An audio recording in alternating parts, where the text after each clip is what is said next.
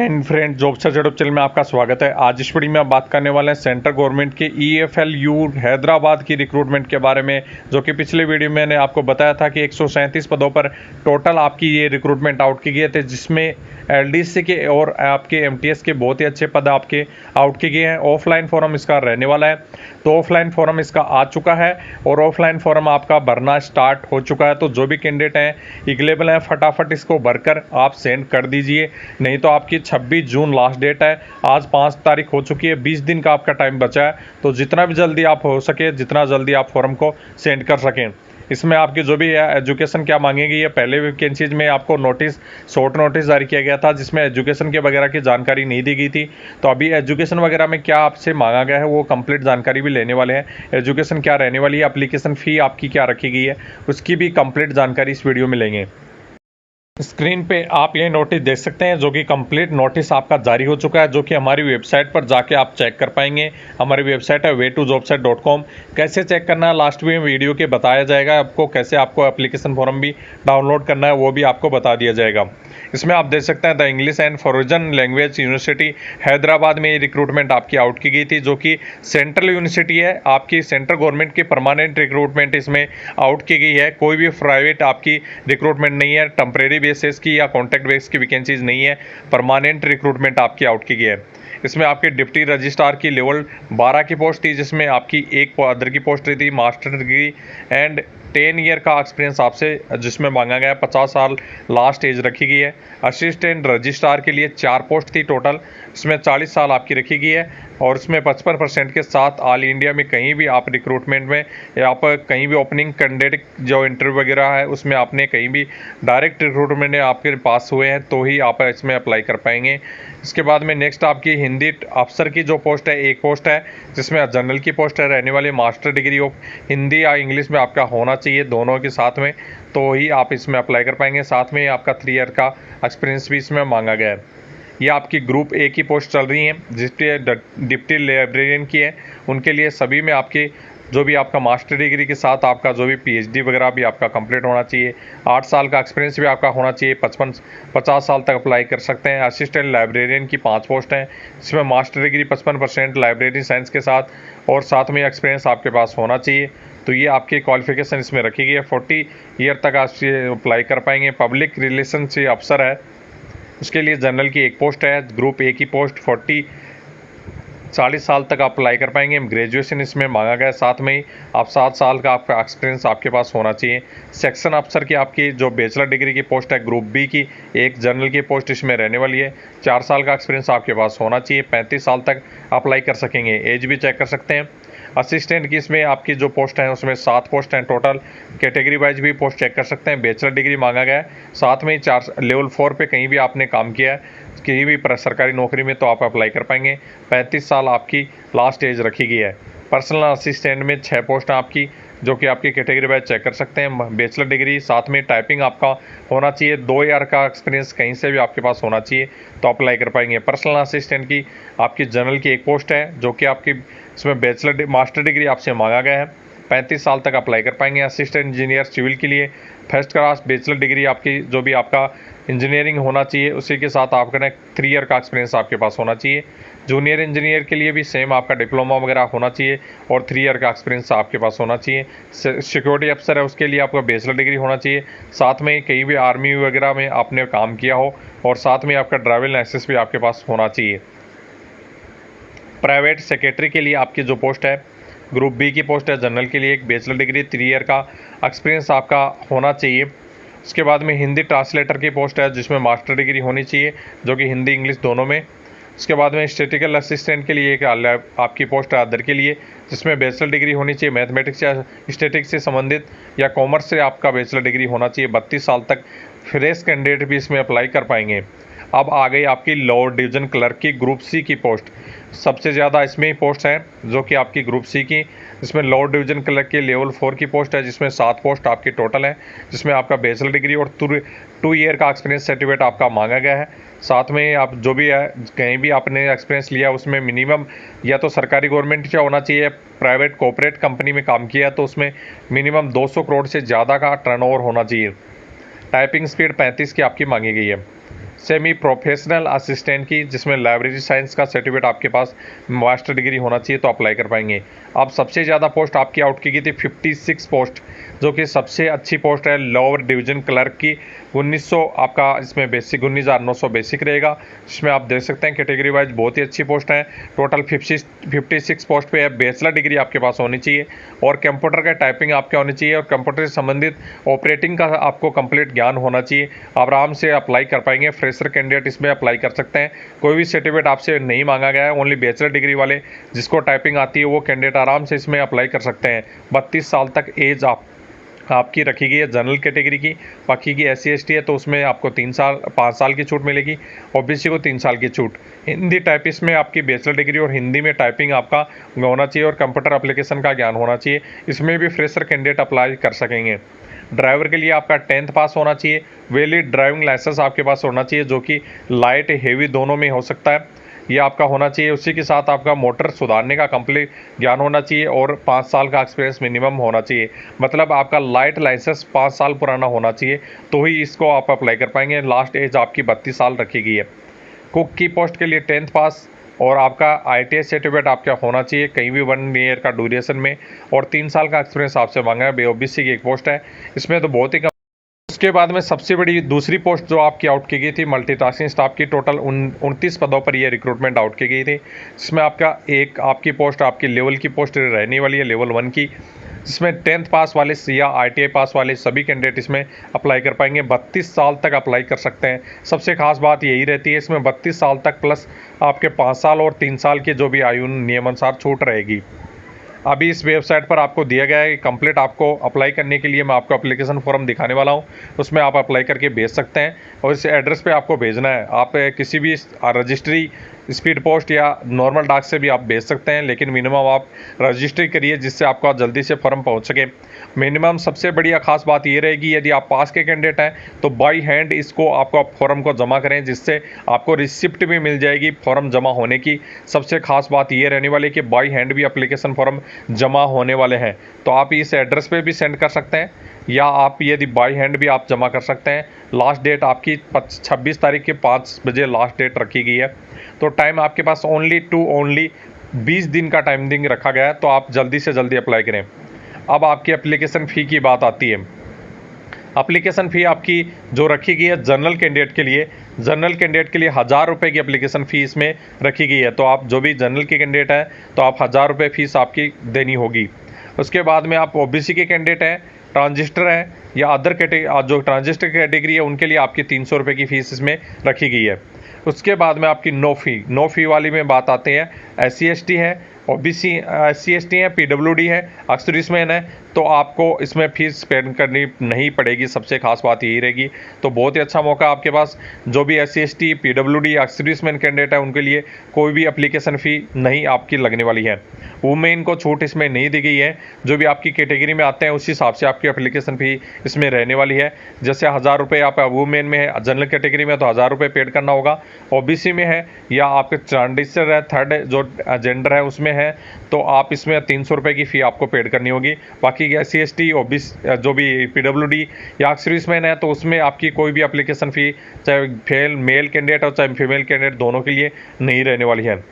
अब DD demand draft आपका कैसे किस पे नाम पे बनाना है, इस नाम पे बनाना है the registrar EFL university Hyderabad के नाम से आपको DD बनाना है। डिमांड ड्राफ्ट जो कि बैंक की तरफ से बनता है, वो आपको यदि समझ में नहीं आता कैसे बनना है तो आप टेलीग्राम ग्रुप पर पर्सनल मैसेज करके इसकी जानकारी ले सकते हैं। अब इस सभी एकेडमिक डॉक्यूमेंट जितने भी आपके डॉक्यूमेंट हैं, जो भी एप्लीकेशन आप फी भेजना चाहते हैं वो आपको 26 तारीख से पहले आपकी 5 बजे से पहले इस एड्रेस पे आपको कंप्लीट भेजना है। रजिस्ट्री स्पीड पोस्ट आप कर सकते हैं, ज़्यादातर यही बेटर रहेगा। इसके अलावा यदि आप पास के कैंडिडेट हैं तो 100% बेस्ट सबसे ज़्यादा आपका ये रहेगा कि एप्लीकेशन फ़ी आप जो भी एप्लीकेशन है वो आप यूनिवर्सिटी में जाके जमा करें, जिससे आपको खुद की जो भी रिसिप्ट है वो भी आपको मिल जाएगी। तो जो भी पास के कैंडिडेट है उनके लिए ये बहुत अच्छा मौका है। वहाँ पे आप बाई हैंड भी जाके जमा कर सकते हैं, उसका भी आपको एड्रेस दिया गया है। ये आप स्क्रीन पे आपका इसका एप्लीकेशन फॉर्म देख सकते हैं। ये ग्रुप C का एप्लीकेशन फॉर्म है। अलग अलग आपके ग्रुप B के और C के आपके अलग अलग एप्लीकेशन फॉर्म बनाए गए हैं। तो जो भी कैंडिडेट B में आप अप्लाई करेंगे तो उसके लिए अलग से आपका एप्लीकेशन फॉर्म दिया गया है। ये आपका ग्रुप C का एप्लीकेशन फॉर्म है।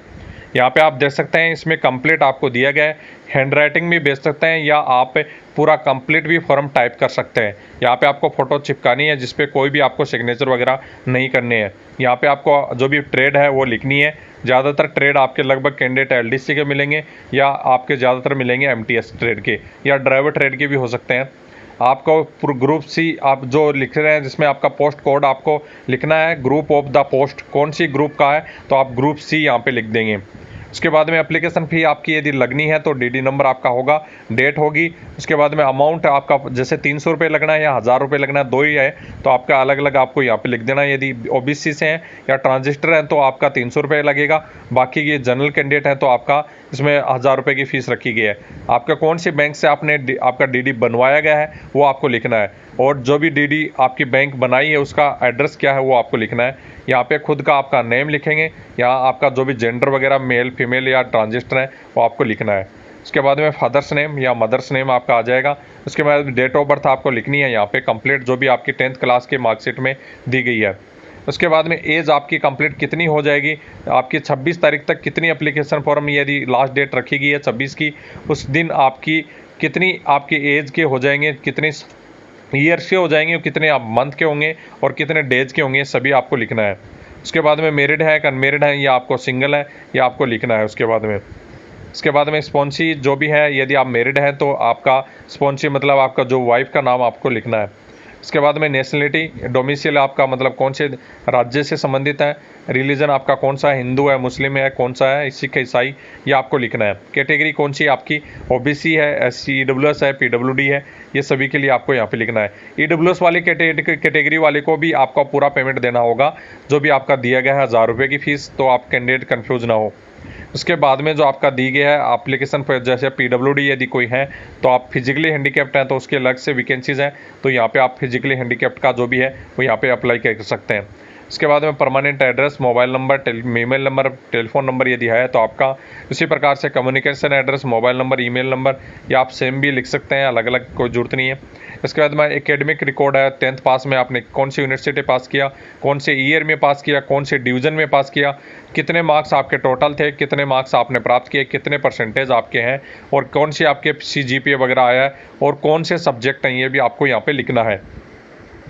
नेक्स्ट आपका सीनियर सेकेंडरी का, इसके बाद में आपका बीएड का है, उसके बाद में मास्टर डिग्री का है, उसके बाद में आप देख सकते हैं अलग अलग डिग्री, आपके टेक्निकल डिग्री वगैरह कोई है तो वो भी लिख सकते हैं। उसके बाद में एक्सपीरियंस है तो एक्सपीरियंस आपको लिखना है, यहाँ पे कोई भी एक्सपीरियंस आपके पास है तो वो आपको लिखना है। आप कहीं भी नौकरी पहले से कर रहे हैं अभी फ़िलहाल के लिए तो आप यहाँ पे लिख देंगे। उसके बाद में प्रेजेंट यदि आप नौकरी कर रहे हैं तो पे स्केल वगैरह क्या है आपकी फ़िलहाल के लिए तो वो लिखना है। कंप्यूटर का नॉलेज कोई है तो आपको यहाँ पर लिखना है। उसके बाद में आपको टाइपिंग आपका जो भी है आपकी आदि आती है किसी प्रकार की तो आप देख सकते हैं इंग्लिश में हाई लोअर जो भी आपकी दी गई है टाइपिंग, यदि आप टाइपिंग करेंगे तो उसके लिए आपका लिखा है। स्टेनोग्राफी यदि है तो आपका स्टेनोग्राफी के लिए, ड्राइविंग लाइसेंस आपका परमानेंट, कॉमर्शियल और जो भी आपका लिखा है कितनी तारीख को इशू हुआ, वैलिड कब तक है और कौन सा लाइसेंस है आपका और सीरियल नंबर क्या है इनक्लोज उसका लिखना है। उसके बाद में एक्सपीरियंस कोई अदर है कोई आप ऑर्गेनाइजेशन का तो वो आपको कंप्लीट लिखना है। और ऑर्गेनाइजेशन में यदि आप स्टेट वगैरह कहीं भी आपका कुछ हुआ है, इसके अलावा आपका कोई FIR वगैरह हुआ, क्रिमिनल रिकॉर्ड है तो वो भी आपको यस नो आपको करना है, नो यहाँ पे लिखना है। प्रेजेंट में कहीं नौकरी कर रहे हैं तो बेसिक पे वगैरह आपकी क्या है वो आपको लिखना है। उसके बाद में नॉलेज कौन से आपका जो भी लैंग्वेज है उनका कौन सा लैंग्वेज है आपका, जो भी है स्पीक कर सकते हैं, रीड कर सकते हैं, राइट कर सकते हैं, तेलुगु, हिंदी, फॉर्जन, ये सभी आपका दिए गए हैं। इसमें आपका जो भी है इसका विलिंग और नॉट विलिंग आपका लिखा हुआ है। इसमें आपको जैसे लिखा हुआ है कि you are willing the accepted minimum skill and no आपका पे एक्सपेक्टेड गिव दिया, तो यहाँ पे यस आपको करना है। इसके बाद में appointment for which the time of duration university, तो यहाँ पे आपको यस आपको इसमें टाइमिंग आपको लिख देना है कितने आपका दिन का आपको टाइमिंग चाहिए यदि आप ज्वाइनिंग करते हैं तो आप 15 दिन या भी 1 महीने का टाइमिंग लिख सकते हैं। उसके बाद में अप्लाइड पोस्ट आप बिफोर पहले भी आपने कहीं अप्लाई किया है तो आपने लगभग कैंडिडेट ने नहीं किया अप्लाई किया होगा, ये नो लिख देना है। उसके बाद में अदर कोई इन्फॉर्मेशन आपकी है तो यहाँ पे लिख देना है।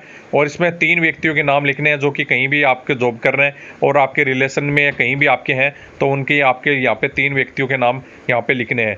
तो ये आपका एप्लीकेशन फॉर्म है, ये डिक्लेरेशन है, इसमें आपको ये देख सकते हैं कहीं भी कोर्ट वगैरह में आपने केस वगैरह हुआ है तो यहाँ पे नो लिख देना है, यस नहीं लिखना है, टिक वगैरह यस पे नहीं करना है। यहाँ पे प्लेस, जो भी प्लेस आप अप्लाई कर रहे हैं उसके बाद में यहाँ डेट आ जाएगी, यहाँ पे आपके सिग्नेचर आ जाएंगे। जो भी डॉक्यूमेंट है वो यहाँ पे आपके लिखने हैं कंप्लीट, जो भी साथ में लगाएंगे इंक्लोज करेंगे। 10th की मार्कशीट है, उसके बाद में आपका OBC सर्टिफिकेट है या कोई भी सर्टिफिकेट है, डोमिसाइल सर्टिफिकेट है, आधार कार्ड है, पेन, इसके बाद में आपका जो भी, उसके बाद में आप देख सकते हैं कोई एम्प्लॉयर वगैरह है तो आप इसमें भर सकते हैं, नहीं तो नहीं है तो आपको इसमें छोड़ देना खाली। यहाँ पे आपको बिल्कुल खाली छोड़ना है, बिल्कुल ये आपका कोई भी काम का नहीं है यदि आप कहीं भी जॉब नहीं कर रहे हैं तो पहले से। ये आपका अपेंडिक्स दिया हुआ है हैंड राइटिंग में, इसको आपको जो एम्प्लॉयमेंट नंबर है आपको भरना है, एप्लीकेशन नंबर, नोटिफिकेशन नंबर है इसमें ऊपर ऊपर दिया हुआ है वो आपको भर देना है। इसका नाम है आपका, कौन सी ग्रुप पोस्ट है आपकी है वो लिख देना है, जो भी आपका कैंडिडेट का इसमें आप कौन सा एड्रेस है, मदर्स फादर्स, ये कंप्लीट आपको लिखना है। ये नेशनलिटी दोबारा से आपको कंप्लीट ये भर के साथ में अपेंडिक्स भी लगाना है, एडमिनिस्ट्रेटिव ये कंप्लीट आपको लिखना है। इसके बाद में यहाँ पे सिग्नेचर और विथ आपकी डेट यहाँ पे लिखनी है आपकी खुद की। इसमें आपका ऑफिशियल यूज है, यहाँ पे आपको कुछ भी नहीं करना है, तो यहाँ पे आपको छोड़ देना है खाली जो भी आपका दिया गया है। यहाँ पे आप देख सकते हैं नीचे ये आपका खाली छोड़ना आपको। उसके बाद में इंक्लोजमेंट आप देख सकते हैं, यदि आप बाई हैंड लेके जाएंगे तो आपको इसको भी भरकर साथ में वहाँ पे देना होगा और आपको तुरंत यहाँ पे सील लगाकर दोबारा दे दी जाएगी, जैसे कि जामिया यूनिवर्सिटी में किया गया था। जामिया यूनिवर्सिटी में यदि किसी ने आपका बाई हैंड जमा किया हो तो पता होगा उसको कैसे जमा होता है। उसी प्रकार से आपका अप्लीकेशन फॉर्म कोई भी कॉलेज में आप जमा करते हैं, यदि आपका जो भी BEd वगैरह में आप कर रहे होते हैं या आपने कभी भी कॉलेज वगैरह की है तो उसमें अप्लीकेशन फॉर्म जैसे जमा होता है रिसिप्ट आपको मिल जाती है। ये रिसिप्ट आपको यदि ऑनलाइन आप बाई पोस्ट आप भेज रहे हैं तो आपको ये रिसिप्ट साथ में नहीं भेजनी है, बाकी की आप यदि बाई हैंड जाके आप भरना है तो आपको ये रिसिप्ट साथ में भेज लगाकर आपको देनी है, तो आपको ये वापस मिल जाएगी स्टाम्प लगाकर। तो ये एप्लीकेशन पूरा कंप्लीट आपको दे दिया गया है। अभी हमारे वेबसाइट से कैसे आपको डाउनलोड करना है वो आपको दिखा देता हूँ। चैनल की ऑफिशियल वेबसाइट है way2jobsearch.com, आप गूगल पे भी सर्च कर सकते हैं या वीडियो के नीचे लिंक दी गई है डिस्क्रिप्शन बॉक्स में, तो वहाँ पे भी आप जाके चेक कर सकते हैं। इसमें आपको ओपन करना है वेबसाइट को, ऑप्शन करते ही आपको ये पेज आपको दिखाई देगा। यहाँ पे लेटेस्ट जॉब पे आपको क्लिक करना है। लेटेस्ट जॉब पे आपको क्लिक करते ही आपको पहुंच जाएंगे वेबसाइट के मेन पेज पे, जहाँ पे आपको लिखा है central university Hyderabad non teaching staff application form. यहाँ पे आपको क्लिक करना है। यहाँ क्लिक करते ही आपको कंप्लीट एप्लीकेशन फॉर्म आप डाउनलोड कर सकते हैं, देख सकते हैं कंप्लीट जानकारी इसमें दी गई है। तो जितने भी कैंडिडेट हैं 137 पोस्ट आपकी आउट की गई हैं, इसमें आपके 26 तारीख से अप्लाई कर सकते हैं। यहाँ से आप एप्लीकेशन फॉर्म भी डाउनलोड कर सकते हैं, नोटिफिकेशन भी डाउनलोड कर सकते हैं, इसकी ऑफिशियल वेबसाइट पर भी पहुँच सकते हैं। इसमें कंप्लीट आपको जानकारी दी गई है। तो ये हमारे चैनल की आपकी ऑफिशियल वेबसाइट है, बीच में अपडेट नहीं की गई थी, अभी वापस लगातार आपको अपडेट देखने को इसमें मिलेगा, तो आप हमेशा इसको भी चेक कर सकते हैं। हर सी भी वेबसाइट पर कंप्लीट जानकारी आपकी अपलोड की जाएगी, या हमारे टेलीग्राम ग्रुप को ज्वाइन कर सकते हैं। कंप्लीट अपडेट, नोटिफिकेशन, रिजल्ट की जानकारी वहाँ पे आपको दी जाएगी, वहाँ से कंप्लीट जानकारी आप चेक कर सकते हैं। तो टेलीग्राम ग्रुप भी आप ज्वाइन कर सकते हैं। जय हिंद दोस्तों।